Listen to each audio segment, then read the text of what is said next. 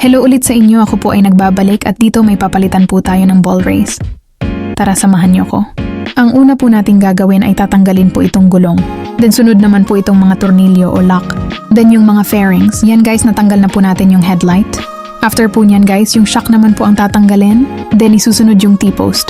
Ayan guys, natanggal na po natin siya. Sa pagpapalit pala ng ball race guys, ginagamitan po natin ito ng proper tools. Ayan guys, makikita nyo po kung paano ginagamit ang tool na yan.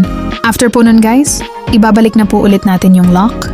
Then hihigpitan na po ulit natin. After po nun itong cone bearing naman po ng shock inilulubog natin. After po natin mailubog, lalagyan po ulit natin yan ng grasa. Pati rin yan guys, lalagyan po natin ng grasa. And then ikakabit na po natin ulit yung T-post guys. After po niyan guys, hihigpitan na po ulit natin yan. Yan guys, makikita nyo po kung paano po natin siya hinihigpitan. Hindi po natin pinupukpok yan guys. After po natin mahigpitan yan guys, ipapacheck po natin sa owner yan kung okay na. After po ma-check ng ating customer yan, bubuuhin na po yan guys. Ipapakita ko rin po pala sa inyo guys kung ano yung mga proper tools na ginagamit natin sa pagtanggal at pagbalik. Ito po yung mga ginagamit nating tools guys para po maiwasan po natin ang pagpupukpok at para na rin walang ibang madamage. Kaya sa mga gusto magpagawa ng kanilang ball race message nyo lang po kami. Yun lang po guys, maraming salamat po ulit.